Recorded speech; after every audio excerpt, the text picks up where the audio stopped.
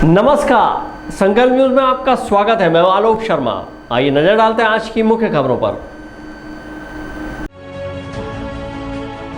Headlines के प्रायोजक हैं Shri Sai Mahima enterprises, tiles world, Dongargaon road, Farhad chowk, Rajnandgaon.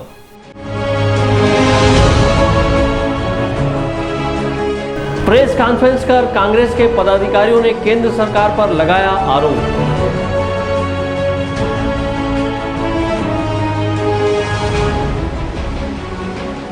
शिक्षक दिवस पर हुआ गुरुओं का सम्मान।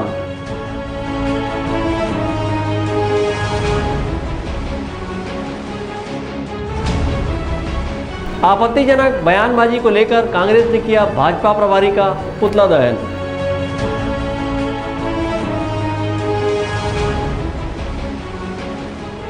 हर्षोल्लास के साथ बना पोला का पर्व।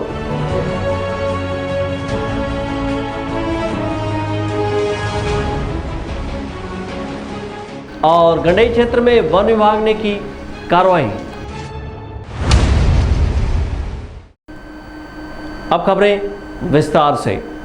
राजनांदगांव प्रेस क्लब में शहर जिला कांग्रेस कमेटी के पदाधिकारियों ने एक प्रेस कॉन्फ्रेंस कर केंद्र की नरेंद्र मोदी सरकार पर मोनेटाइजेशन से सरकारी संपत्ति को लूटने का आरोप लगाया है। राजनांदगांव जिला कांग्रेस प्रभारी पंकज शर्मा और शहर कांग्रेस अध्यक्ष कुलबीर सिंह छाबड़ा की उपस्थिति में आयोजित इस प्रेस कॉन्फ्रेंस में कांग्रेसी पदाधिकारियों ने कहा कि केंद्र में बैठी नरेंद्र मोदी की सरकार ने मोनेटाइजेशन लाइफलाइन एनएमपी के माध्यम से देश के 70 वर्षीय विकासशील सार्वजनिक उपक्रमों को अपनी पूंजीपति मित्रों को कौड़ियों के भाव बेचने पर आमादा है और पूरी प्रक्रिया को गुपचुप तरीके से कर अचानक घोषणा किया गया, जिससे सरकार की नीयत क्या है यह साफ होता है। उन्होंने कहा कि सरकार ने 12 मंत्रालयों के 20 परिसंपत्तियों को निजी क्षेत्रों को सौंपने के लिए ताना बाना बुन लिया है। इसका मूल्य निर्धारण में सरकार ने मात्र 6 लाख करोड़ रुपए कर देश की अभूतपूर्व संपत्तियों का कोई मूल्य नहीं मानकर विकास को चोट पहुंचाया है। राजनांदगांव जिला कांग्रेस प्रभारी पंकज शर्मा ने कहा कि केंद्र सरकार शासकीय संपत्तियों का निजीकरण करना चाहती है और लीज पर देकर एक तरीके से इन्हें बेच रही है, जिसका पुरजोर विरोध किया जाएगा। देखिए, आज मुख्यतः जो सरकार ने मोनेटाइजेशन सरकारी परिसंपत्तियों का मोनेटाइजेशन का जो प्रस्ताव रखा है, जो करने जा रहे हैं, उसके विरोध में आज ये पत्रकार वार्ता प्रदेश कांग्रेस कमेटी के निर्देश पर हम लोगों ने यहाँ रखी थी। पहले हम लोगों ने देखा किस प्रकार से डीमोनेटाइजेशन करके इस सरकार ने आम जनों को परेशान किया। अब ये सरकार की हमारी जो लोगों की संपत्ति है, जो हमारी सरकार की संपत्ति है, उसको किराए के नाम पर बेचना चाहती है और हमारा ये अंदेशा है कि मोदी जी अपने कुछ मित्रों को इसको सौंपना चाहते हैं और ताकि उनको लाभ पहुँचे।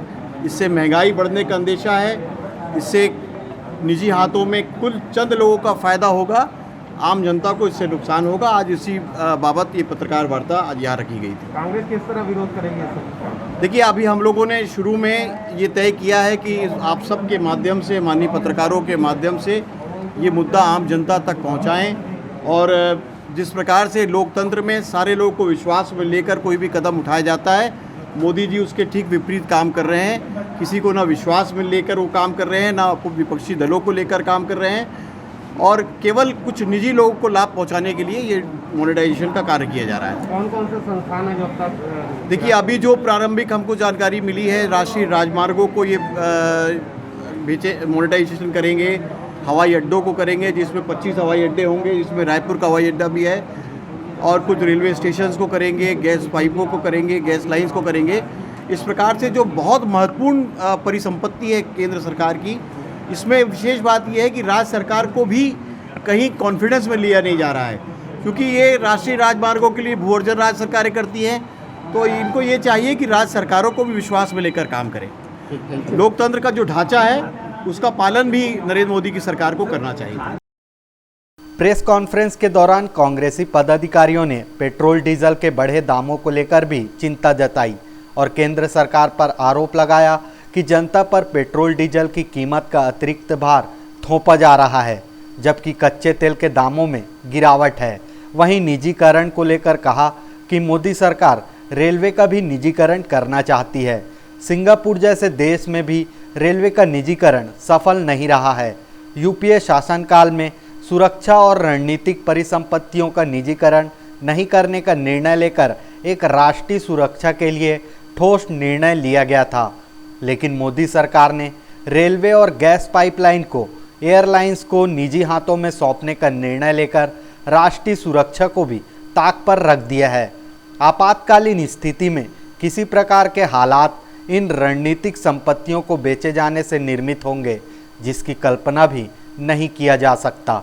प्रेस कॉन्फ्रेंस के दौरान राज्य मंत्री दर्जा प्राप्त धनेश पाटिला, शहर कांग्रेस अध्यक्ष कुलबीर सिंह छाबड़ा, वरिष्ठ कांग्रेसी नेता एवं पूर्व महापौर सुदेश देशमुख, श्री किशन खंडेलवाल, प्रदेश कांग्रेस महामंत्री थानेश्वर पाटिला, दक्षिण ब्लॉक कांग्रेस कमेटी के अध्यक्ष सूर्यकांत जैन, जिला कांग्रेस प्रवक्ता रुपेश दुबे सहित अन्य पदाधिकारी उपस्थित थे।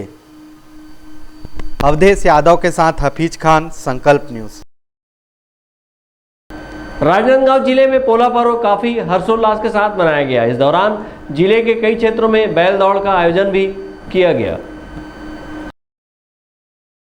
राजनांदगांव जिले भर में पोला का पर्व धूमधाम से मनाया गया। इस दौरान शहर के विभिन्न घरों में श्रद्धालुओं ने विधि विधान से पूजा अर्चना की और किसानों ने पशुधन की पूजा अर्चना कर सुख समृद्धि की कामना की। पोला त्यौहार भादो माह की अमावस्या तिथि को मनाया जाता है। इस दिन बैलों का श्रृंगार कर उनकी पूजा की जाती है। बच्चों में इस त्यौहार को लेकर खासा उत्साह रहता है। बच्चे मिट्टी के बैल को सजाकर इसे पहियों के जरिए चलाते हैं और मिट्टी के बर्तन, पोरा, जाता आदि की पूजा भी करते हैं। कई जगहों पर इस दिन बैल दौड़ का भी आयोजन किया गया है। पोला पर्व के मौके पर विधि विधान से पूजा अर्चना की गई और इस दौरान ईश्वर से अच्छी फसल और पशुधन सहित परिवार में सुख समृद्धि की कामना की गई। मनोज देवांगन के साथ हफीज खान, संकल्प न्यूज।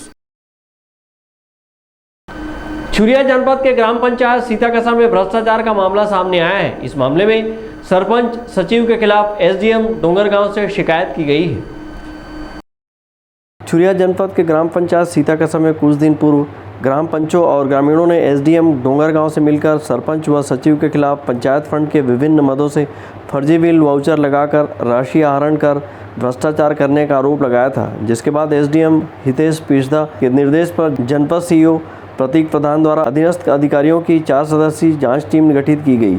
इस जांच दल को मामले की पारदर्शिता का पता लगाने जिम्मा सौंपा गया था, लेकिन इस मामले में उल्टा जांच टीम पर ही पंचों ने सरपंच सचिव को बचाने का आरोप लगाया है। पंचों का कहना है कि जांच दल जब मामले की जांच करने पहुंची तब महिला सरपंच से सवाल न कर उनके पति से सवाल जवाब किया गया, जिस पर आपत्ति जताते हुए उपस्थित पंचों व ग्रामीणों ने जांच टीम को महिला सरपंच से सवाल करने कहा। साथ ही यह भी बताया कि सरपंच पति द्वारा पंचायत के सभी कार्यों का निष्पादन किया जाता है।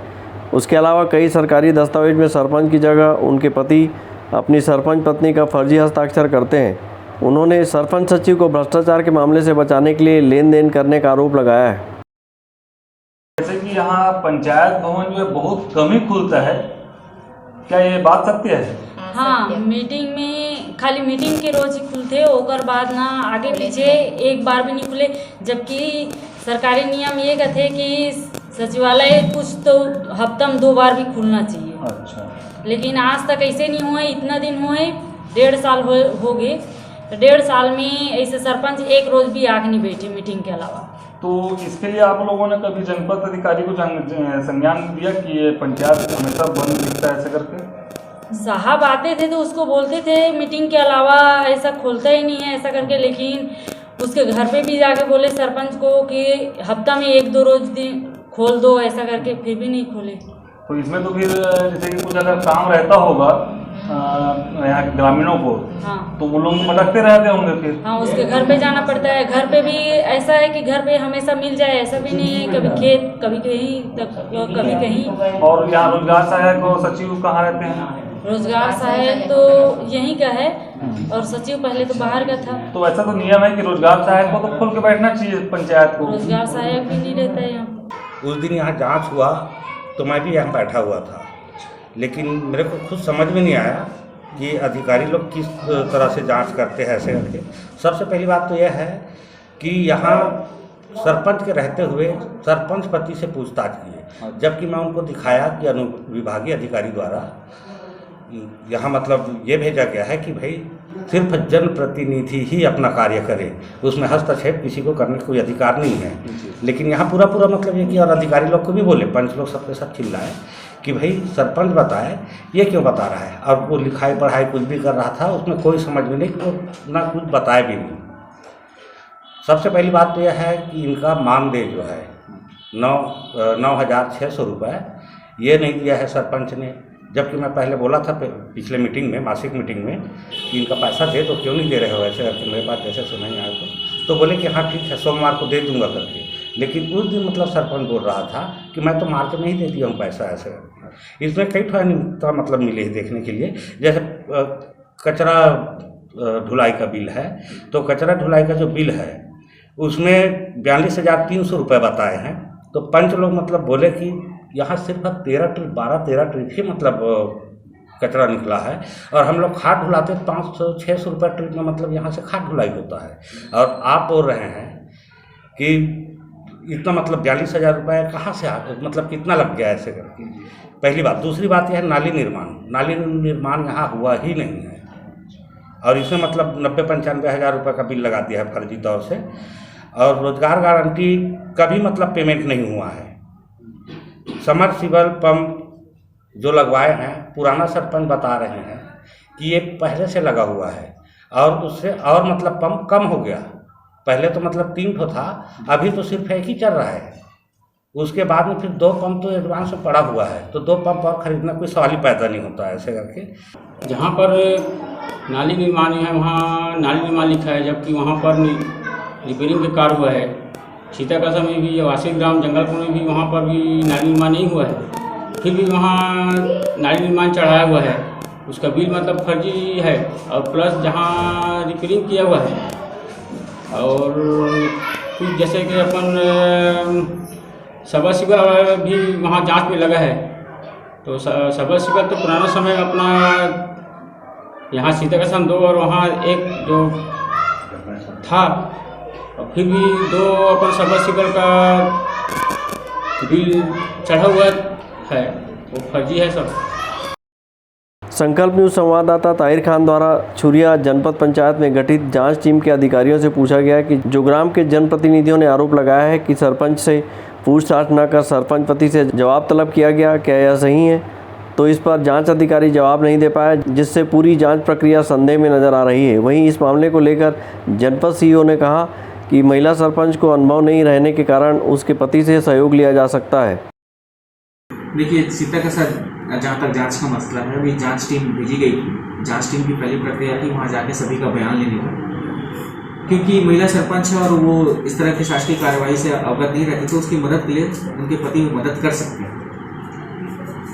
तो सर, जैसे कि वहाँ आरोप ये भी लग रहा है कि जैसे कि कई ठो कागज़ों में या रजिस्टरों में हस्ताक्षर जो है महिला सरपंच के अलावा महिला के जो सरपंच हैं उनके पति द्वारा भी किया जाता है, तो ये यहाँ तक के करना सही है सर? जहाँ तक आपके इस आरोप का सवाल है, ये भी जांच की प्रक्रिया के तहत है। जांच की कार्रवाई चल रही है। जांच में जो भी निर्णय आएगा आप सभी को उससे अवगत करा दिया जाएगा। इसमें प्रक्रिया मेरे को समझ नहीं आ रहा है, अभी तक के कहीं कार्रवाई नहीं किया गया है, तो इस पर कहाँ पर सब कमजोर पड़ रहे हैं? इस मैटर में जांच के लिए गया हूँ, मैं पूरी निष्पक्षता के साथ जांच करूँगा।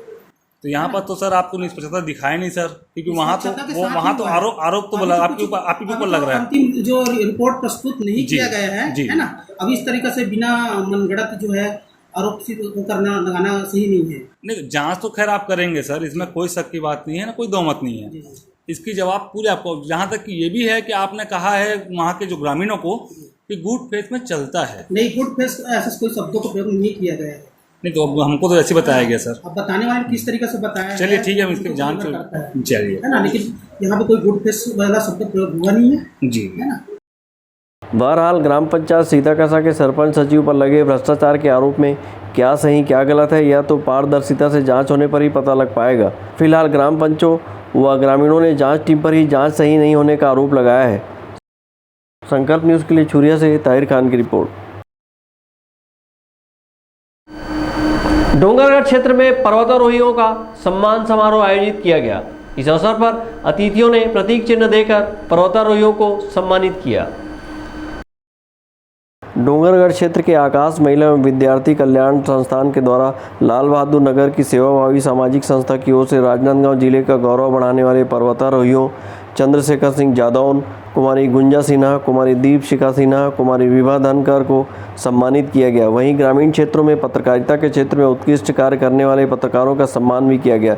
सम्मानित हुई इन बालिकाओं ने विगत दिनों हिंदुस्तान एडवेंचर फाउंडेशन द्वारा यूनान पीक के अंतर्गत 20,000 फीट की ऊंचाई पर पहुंचकर राष्ट्रीय ध्वज लहराया था। इस सम्मान कार्यक्रम में मुख्य अतिथि जिला भाजपा महिला मोर्चा के जिला अध्यक्ष श्रीमती किरण साहू थी। वहीं अध्यक्षता जनपद सदस्य श्रीमती पुष्पलता वैष्णव एवं विशिष्ट अतिथि के रूप में मोटिवेशनल स्पीकर पूनाराम सिन्हा, ओंकार ध्रुव और अन्य अतिथि उपस्थित थे। सर्वप्रथम अतिथियों द्वारा मां सरस्वती के तैलचित्र पर दीप प्रज्वलन कर कार्यक्रम का शुभारंभ किया गया। तत्पश्चात संस्थान के अध्यक्ष पुष्पा सिन्हा, सचिव पुष्पा मुकेश सिन्हा एवं सदस्यों द्वारा आए हुए अतिथियों का स्वागत किया गया। मुख्य अतिथि श्रीमती किरण साहू ने अपने उद्बोधन में कहा कि वर्तमान समय में विभिन्न चुनौतियों के बीच में तीनों बालिकाओं व एक युवा ने यूनान चोटी में फतह हासिल किया, जो कि युवाओं के लिए प्रेरणा देगी। इस अवसर पर उन्होंने साहसी बालिकाओं का सम्मान किया तथा संस्थान को धन्यवाद दिया एवं पर्वतारोहियों को हर संभव मदद करने का आश्वासन दिया। यह कार्यक्रम में हमें आने का अवसर मिला, इससे हम लोगों को बहुत हम गौरवान्वित महसूस करते हैं। अभी तक से हम लोगों ने ये सुना था कि बड़े बड़े शहरों से या संपन्न परिवार के ही लोग वहाँ तक ऊंचाइयों को प्राप्त करते हैं, लेकिन ये हमारे लिए बहुत ही खुशी और गौरवान्वित करने का विषय है कि हमारे सुदूर आदिवासी अंचल से हमारे गांव की बेटियां आज उस मुकाम को हासिल कर रही हैं और आज वो वहाँ पे जाकर माउंट एवरेस्ट 20,000 वर्ग फुट ऊंचाई को उन्होंने 20,000 फीट ऊंचाई थी, 6,110 मीटर। छत्तीसगढ़ से कितने लोग गए? छत्तीसगढ़ से हम 4 लोग थे। मैं चिचोला से चंद्रशेखर सिंह जादव। टोटल कितने लोग गए? टोटल 15 लोग थे, जिनमें से छत्तीसगढ़ से हम 4 लोग थे। मैं चंद्रशेखर सिंह जादव, विभा धनकर, गुंजा सिन्हा और दीपशिखा सिन्हा। आप लोगों का आज एक सामाजिक संस्था के द्वारा बढ़िया अभिनंदन किया गया, तो आप कैसे लगा? काफ़ी अच्छा लगा, हमारा उत्साहवर्धन किया गया, काफ़ी सम्मानित किया गया। तो हमको आने जाने में, माउंट को सबमिट करने में जितनी कठिनाइयाँ, जितनी परेशानियाँ हुई थी वो सब हम भूल गए। इनका सम्मान इतना अच्छा लगा कि हम अपने सारे दुख दर्द भूल गए। 15 अगस्त को हमने जो झंडा फहराया था, काफ़ी कठिनाइयों का सामना किया था, बर्फीली हवाएं थी, चारों तरफ बहुत ठंडी, लेकिन यहाँ आने के बाद जो सम्मान हमको मिला, डोंगरगढ़ रेलवे स्टेशन हो चाहे आज आकाश महिला शिक्षा we have our organization Akash Mahila and Sansthan Kalyan Sansthan, and under this banner we are going to promote all the students and the participants who are going ahead, and we are just promoting them. जो भी विद्यार्थी है, समाज सेवी है, पत्रकार है, या जो भी विद्यार्थी हो या कोई भी हो जो जिनका रास्ता बन रहा है आगे जाने के लिए, हम लोग उसको प्रमोटिंग करते हैं ताकि वे आगे जाएं, देश और समाज का नाम रोशन करें। इस उद्देश्य से हम समय समय पर विभिन्न तरह के कार्यक्रम कर रहे हैं अपने इस बैनर तले। सम्मान समारोह में मोटिवेशनल स्पीकर पूनाराम सिन्हा ने अपने अंदाज में विद्यार्थियों और श्रोताओं का उत्साहवर्धन किया और पर्वतारोहियों ने उनके द्वारा पूछे गए सवालों का जवाब देते हुए अपने संघर्ष को लोगों के बीच रखा। संस्था की सचिव पुष्पलता सिन्हा ने कहा कि हमें आगे बढ़ते रहना चाहिए। इस कार्यक्रम में पर्वतारोहियों के परिवार के लोग भी मौजूद थे। संकल्प न्यूज़ के लिए सहयोगी सोन कुमार सिन्हा की रिपोर्ट। भारतीय जनता पार्टी विधि प्रकोष्ठ राजनांदगांव के पदाधिकारियों एवं सदस्यों ने एडवोकेट प्रोटेक्शन एक्ट लागू करने और कोरोना महामारी में अधिवक्ताओं को आर्थिक पैकेज देने की मांग को लेकर मुख्यमंत्री के नाम एक ज्ञापन कलेक्टर को सौंपा है। भारतीय जनता पार्टी विधिक प्रकोष्ठ राजनांदगांव एक शैली के शक्ल में कलेक्ट्रेट कार्यालय पहुंचे और नारेबाजी करते हुए मुख्यमंत्री के नाम एक ज्ञापन कलेक्टर को सौंपा है। ज्ञापन के माध्यम से भारतीय जनता पार्टी के विधिक प्रकोष्ठ संघ ने प्रदेश में एडवोकेट प्रोटेक्शन एक्ट लागू करने सहित कोरोना संक्रमण के चलते अधिवक्ताओं को आर्थिक पैकेज देने की मांग की है। जो भूपेश सरकार है, उन्होंने अपने घोषणा पत्र में स्पष्ट प्रावधान किया था कि जैसी उसकी सरकार आएगी, प्रोटेक्शन एक्ट जो है, अधिवक्ता संरक्षण अधिनियम, वो लागू किया जाएगा। आज आप लोग को देखने को मिलेगा कि अधिवक्ता जो है वो पक्षकार की ओर से कोर्ट में पैरवी करता है इसमें कई अभियुक्त रूप की पैरवी करता है, कई सामान्य पक्षकार की ओर से, जिससे उसके ऊपर कई घटनाएं आए दिन होते रहती है। उनके सुरक्षा के लिए जो कानून लाने का जो वचन छत्तीसगढ़ सरकार के द्वारा दिया गया था, उसे लागू करने के लिए ही आज एक उनका ध्यान आकर्षण करने के लिए जिला मुख्यालय के सामने में पूरे प्रदेश में विधि प्रकोष्ठ के द्वारा धरना प्रदर्शन किया जा रहा है। संपूर्ण छत्तीसगढ़ में अधिवक्ता बंधुओं द्वारा एडवोकेट प्रोटेक्शन एक्ट, जो कि प्रदेश सरकार द्वारा अपने घोषणा पत्र में लागू किए जाने की विशेष प्राथमिकता दी गई थी, जिसे आज पर्यंत सरकार द्वारा लागू नहीं किया गया है। अधिवक्ताओं को निर्बाध रूप से कार्य किए जाने हेतु एवं अधिवक्ताओं की संपत्तियों को नुकसान पहुँचाने के कारण जो अधिवक्ताओं को तकलीफ का सामना करना पड़ता है, इस वजह से एडवोकेट एक्ट में प्रावधान दिया गया है और उसी एडवोकेट एक्ट को लागू किए जाने के लिए हम सभी अधिवक्तागण प्रदेश विधि प्रकोष्ठ की ओर से सभी प्रदेश में धरना प्रदर्शन कर रहे हैं कि हमारे जिले में भी, छत्तीसगढ़ में भी अधिवक्ता एडवोकेट प्रोटेक्शन एक्ट लागू किया जाए। भाजपा विधिक संघ ने बताया कि प्रदेश में करीब 30,000 से अधिक अधिवक्ता विधि व्यवसाय से जुड़े हैं। उनका कहना है कि कोरोना संक्रमण के चलते लागू किए लॉकडाउन में विधि व्यवसाय भी प्रभावित हुआ है, जिसके कारण अधिवक्ताओं को आर्थिक कठिनाइयों की दौर से गुजरना पड़ रहा है। ऐसे में भाजपा विधिक प्रकोष्ठ ने शासन से आर्थिक पैकेज की गुहार लगाई है। मांग पूरी न होने पर उन्होंने उग्र आंदोलन की चेतावनी दी है। विकल्प श्रीवास्तव के साथ परमानंद रजक, संकल्प न्यूज। अब वक्त है ब्रेक का। ब्रेक के बाद आप देखेंगे वन विभाग की कार्रवाई।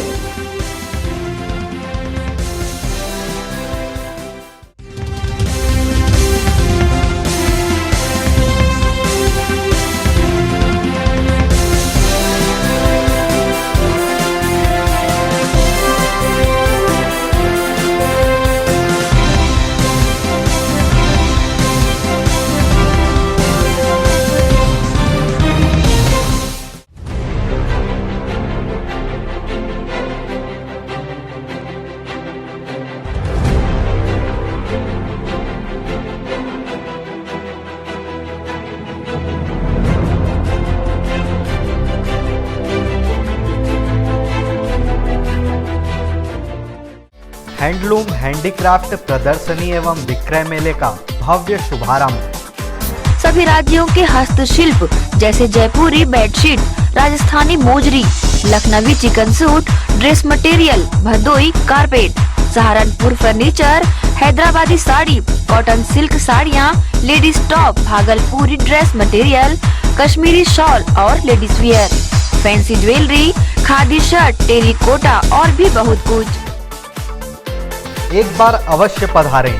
State school ground, Khairagarh road, Rajnandgaon, Chhattisgarh.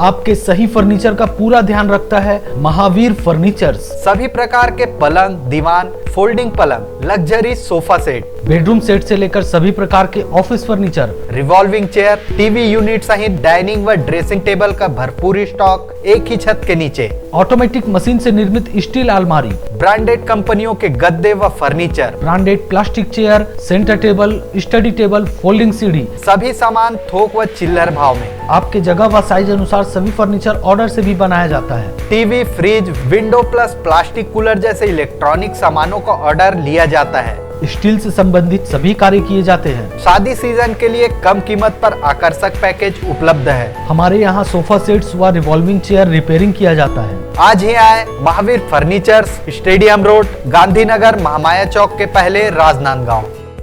अपने घर, ऑफिस और शोरूम को दीजिए नया लुक हमारे साथ Shri Sai Mahima enterprises tiles world. Flooring, tiling और सैनिटरी वेयर का नवीनतम शोरूम, मन भावन और दिल को छू लेने वाली टाइल्स का एक्सक्लूसिव कलेक्शन, सभी ब्रांडेड कंपनियों के granite, Italian marble, designer tiles, wooden flooring के साथ ढेरों स्टाइलिश प्रोडक्ट्स, किचन सिंक और बाथरूम एक्सेसरीज की विशाल रेंज अब आपकी पहुंच में। Shri Sai Mahima enterprises tiles world and Pataka mall, Farhad chowk, Dongargaon road, Rajnandgaon. Call 9009975412 और 9994574412।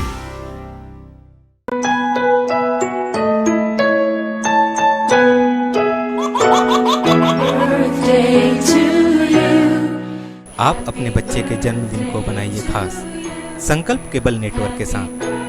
सिर्फ 500 रुपये में 30 सेकंड का विज्ञापन हर 3 गाने के बाद और आपको मिलेगा 1 पाउंड का केक फ्री। आप अपने बच्चे की तस्वीर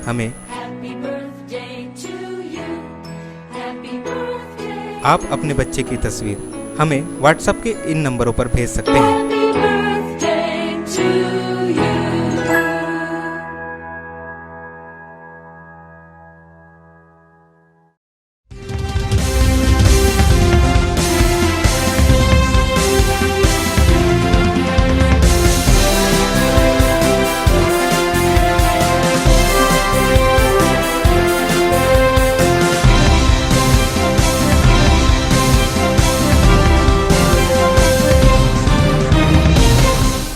ब्रेक के बाद आपका स्वागत है।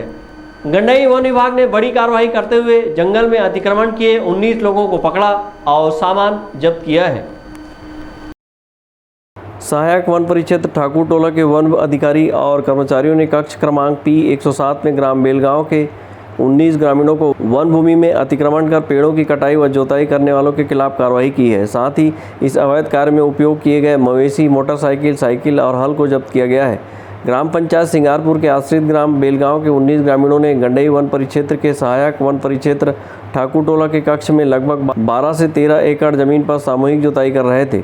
दोपहर लगभग 2 बजे टीम बनाकर वन विभाग की ओर से गश्ती दल निकली थी। इस दौरान मौके पर 11 नग हल, 5 जोड़ी बैल, 5 जोड़ी भैंसा सहित 6 नग साइकिल को जब्त किया गया है। विष्णु प्रसाद कोसरिया सहायक परिक्षेत्र अधिकारी ने कहा कि उच्च अधिकारियों के मार्गदर्शन में कार्रवाई की गई। हम लोग सामूहिक गश्त में गए थे। सामूहिक गश्त करते करते वहाँ गए तो अवैध रूप से वहाँ जोताई कर रहे थे। करीब 18-19 आदमी थे। उन लोग सब नागर वांगर से सब पूरा बैल भैंसा से सब जोताई कर रहे थे। कौन से गांव से थे? ग्राम बेलगांव, कक्ष क्रमांक P107। कितना एकड़ जमीन? लगभग 5 हेक्टेयर में। तो हाँ, मतलब जोताई करने के लिए वहाँ प्रयास कर रहे थे। करीब 5 हेक्टेयर ज़मीन में सभी सामग्री को उनका जब्त किया। तो हम लोग वहाँ फिर नांगर और 2 मोटरसाइकिल और 6 साइकिल है ना, वो जब्त किए हैं। क्या कार्रवाई होगा इसमें? तो इसमें पीवार वगैरह होगा। पीवार प्रकरण बना के हम लोग उच्च अधिकारी को पेश करेंगे। फिर जैसे ही उनका निर्देश होगा वैसे हम ऊपर कार्रवाई करेंगे। सर, लगातार वन की ज़मीन को ऐसी कब्जा किया जा रहा है, अतिक्रमण किया जा रहा है, इनके खिलाफ बड़ी कार्रवाई क्या चलेगा? जब तक उच्च अधिकारी हम लोग जब तक कार्रवाई करने के मतलब जैसा भी है उनका निर्देश होगा वैसे ही कार्रवाई करेंगे। ऊपर से जब तक हम लोगों को ये नहीं मिलेगा ऊपर से सहयोग, तब तक हम लोग क्या कार्रवाई करेंगे। सर, ऐसा क्या लगता है कि ये वन पट्टा पाने के मकसद से ऐसा किया जा रहा है? क्या लगता है? हाँ, वो पट्टा के उद्देश्य ही ऐसा कार्य करते हैं उन लोग तो सामने हम लोग पास आ रहे हैं कि हमारे ऊपर कार्रवाई करो, हमारे ऊपर कार्रवाई करो और हम लोग आगे बढ़ेंगे। और भी लोग सामने आ रहे हैं। हाँ, और 25-30 आदमी और सामने आ रहे हैं। हाँ, कि हमको मतलब हमारे ऊपर कार्रवाई करोगे पट्टा के लालच से। भारतीय वन विभाग की धारा 1927 के तहत उक्त कार्रवाई की गई है। इन दिनों वन भूमि पर वन अधिकार पट्टा पाने ग्रामीणों द्वारा वन भूमि पर कब्जा किया जा रहा है, जिसका यह नतीजा है कि गंडई वन परिक्षेत्र के अधिकांश वन भूमि पर पट्टा पाने ग्रामीण पेड़ों की अंधाधुंध कटाई कर वन भूमि को खेतों में तब्दील कर जोताई कर फसल उगाने के प्रयास कर रहे हैं। विडंबना यह है कि विभाग के पास अधिकार कम होने के कारण इस प्रकार के मामलों पर कड़ाई से कार्रवाई नहीं हो पा रही है और जंगल धीरे धीरे वीरान होता जा रहा है। संकल्प न्यूज़ के लिए गंडई से रत्नेश कुलदीप की रिपोर्ट। छत्तीसगढ़ी लोक सांस्कृतिक मंच चंदैनी गोंदा के संचालक और लोक संगीत के प्रणेता स्वर्गीय खुमान लाल साव की जयंती पर उन्हें याद करते हुए जिले के कलाकारों ने श्रद्धा सुमन अर्पित किया। इस अवसर पर लोक कलाकारों ने गीत संगीत का आयोजन कर उन्हें नमन किया। छत्तीसगढ़ी लोक संस्कृति मंच चंदैनी गोंदा के संचालक और लोक संगीत के भीष्म पितामह कहे जाने वाले स्वर्गीय खुमान साव की जयंती के मौके पर जिले के नामी लोक कलाकारों, साहित्यकारों और लोक संगीत लोकप्रियता रसिक श्रोताओं ने श्रद्धा सुमन अर्पित किया और लोकगीत संगीत का कार्यक्रम आयोजित कर उनके द्वारा संगीतबद्ध किए गीतों की प्रस्तुति देकर पुष्पांजलि अर्पित की गई। स्वर्गीय खुमान साहू के जयंती कार्यक्रम में शहर जिला कांग्रेस के अध्यक्ष कुलबीर सिंह छाबड़ा, राजगामी संपदा न्यास के अध्यक्ष विवेक वासनिक, लोक गायिका कविता वासनिक उपस्थित रहीं। इस अवसर पर लोक गायिका कविता वासनिक ने अपने गीत के माध्यम से गुरु वंदना की। स्वर्गीय खुमान साहू लोक गायिका कविता वासनिक के संगीत गुरु रहे थे।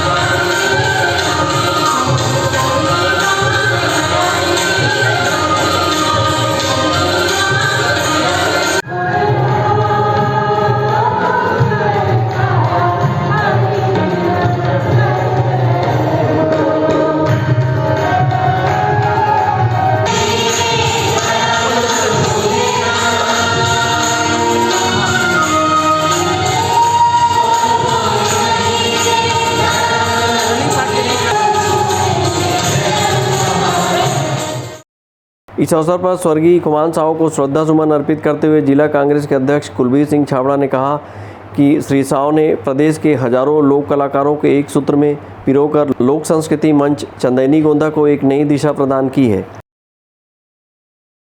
स्वर्गीय खुमान साहू सर, जो कि एक कला के क्षेत्र में एक बहुत बड़ी विभूति है हमारे छत्तीसगढ़ की, उनकी आज जयंती है और उनकी जयंती आज हमने मनाई। उनको सादर पुष्पांजलि श्रद्धा सुमन अर्पित किए। खुमान साहू सर जो थे वो चंदैनी गोंदा को एक मुख्य दिशा की ओर ले जाने वाले और उनके साथ में हजारों कलाकारों को जोड़ने की जो उनकी क्षमता थी, उन्होंने करी और लगातार कलाकारों को दिशा निर्देशन देते रहे। हम लोग को भी जब हम लोग सर्वेश्वर दास उच्चतर माध्यमिक शाला में थे तो हमारे भी स्कूल से नाटक जाते थे और कार्यक्रम होते थे कला के, तो उनमें ये मेरा सौभाग्य है कि उनका भी दिशा निर्देशन मिला और हम लोग भी उनके दिशा निर्देशन में कई नाटक और आयोजन को हम लोग लेके गए, जिसमें वो हारमोनियम बजाकर और साथ में पूरी एक एक गतिविधियों को हमें बताते थे और एक एक चीज़ को सिखाते थे कि इसको ऐसा नहीं, ऐसा चलो, ऐसा करो। तो ये बहुत बड़ी उनकी वो विभूति जो है वो आज उनकी जयंती है, जिसे मैं सादर श्रद्धा नमन अर्पित करता हूँ। और एक कला के क्षेत्र का एक जो उनका योगदान रहा है उसको आगे जो कलाकार लोग हमारे राजनांदगांव क्षेत्र के और बाहर के जो उनकी सीख ले रहे हैं, ये हमारे लिए बहुत बड़ी किस्मत की बात है कि उन्होंने इतनी कलाएं यहाँ लोगों को सिखाई, इतना उन्होंने ज्ञान दिया। आज चूँकि शिक्षक दिवस भी है इसलिए मैं उसको सादर श्रद्धा नमन करता हूँ।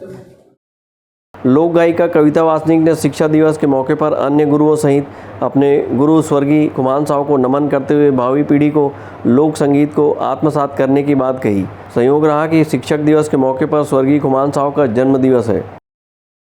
आज 5 सितंबर है, शिक्षक दिवस है और मैं सभी अपने गुरुओं को, शिक्षक गणों को, गुणीजनों को बहुत बहुत सादर वंदन करती हूँ, नमन करती हूँ। और इसके साथ ही आज 5 सितंबर को मेरे गुरुजी, जो मेरे लोक संगीत के गुरुजी हैं, श्रद्धेय स्वर्गीय खुमान लाल जी साहू, आज उनका भी जन्मदिन है। मैं उनको भी आज प्रणाम करती हूँ, सादर वंदन करती हूँ।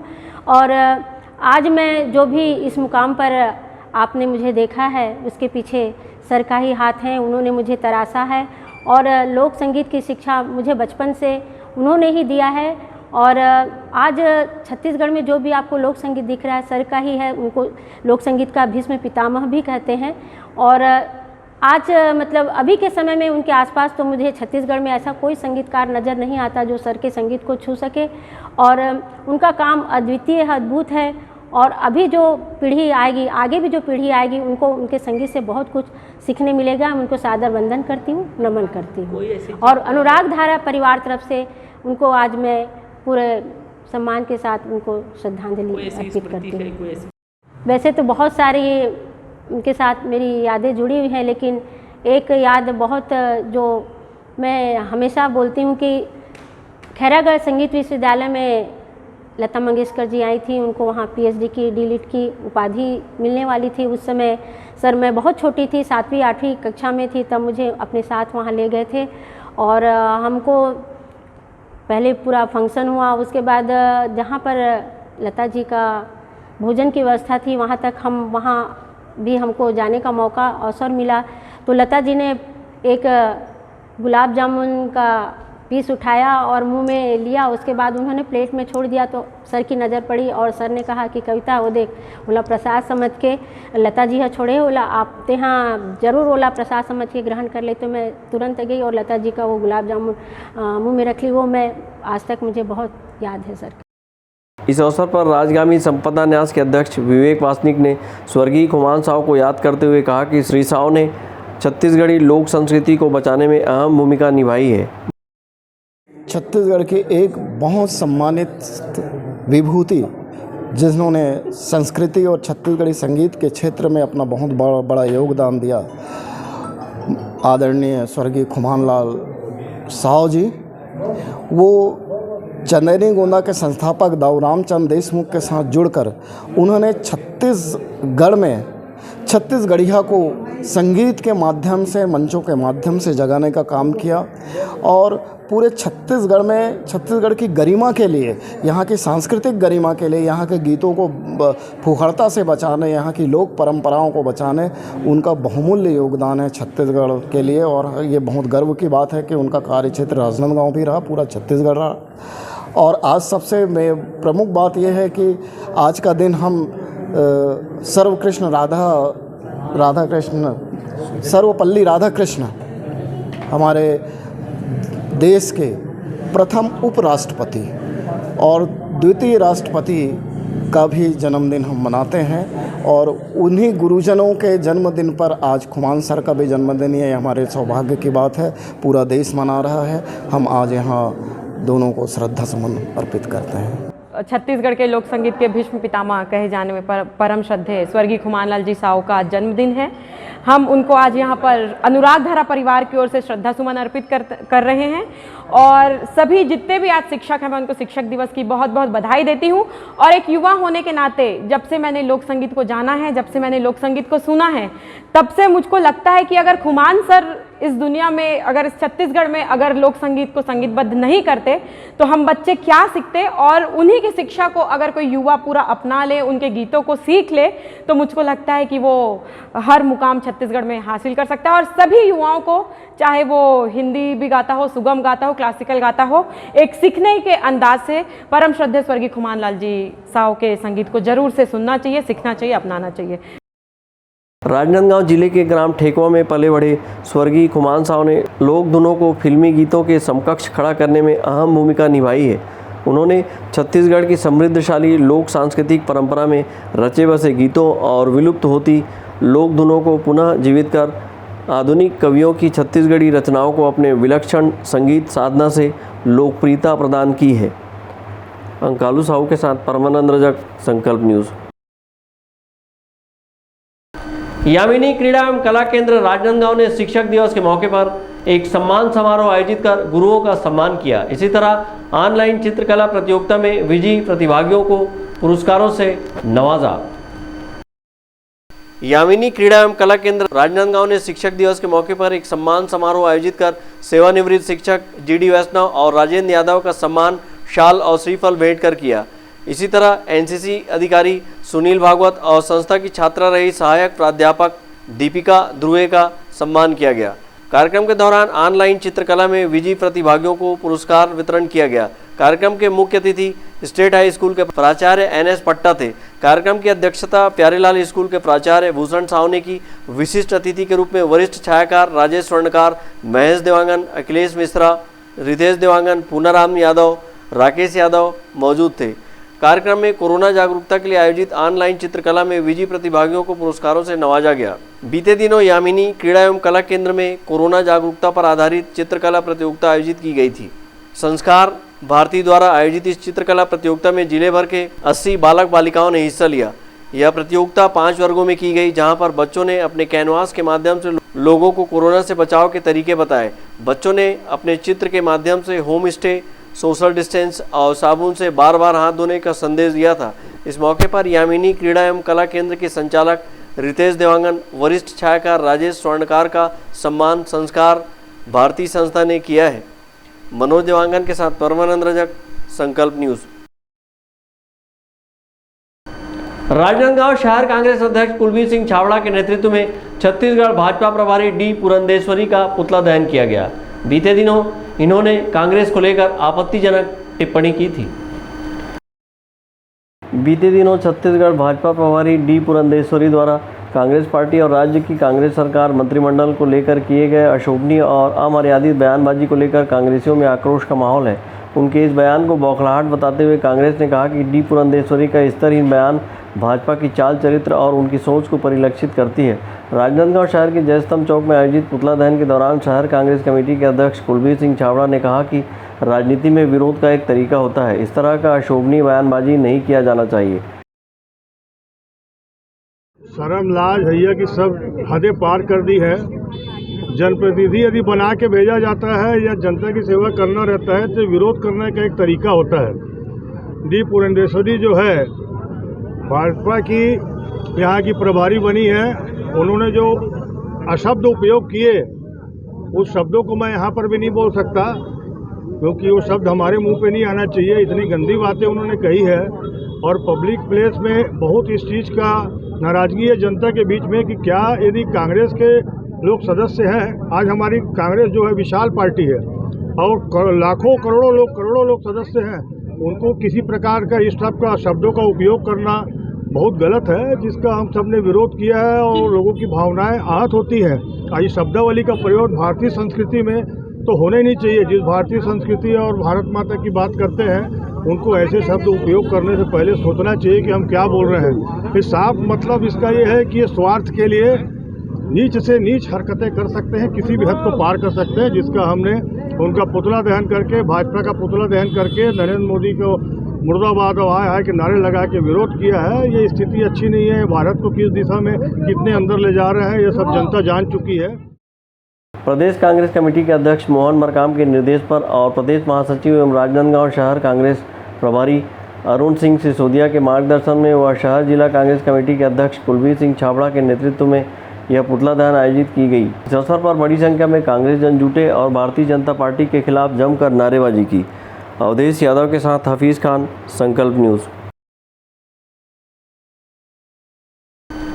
कोरोना को हराना है, मास्क जरूर लगाना है, दवाई भी और कड़ाई भी। सोशल डिस्टेंसिंग का पालन करें, वैक्सीन लगाएं, सुरक्षित रहें। घर से बाहर निकलने पर मास्क जरूर लगाएं। आज की खबरों में बस इतना ही। हमें दीजिए इजाजत। नमस्कार।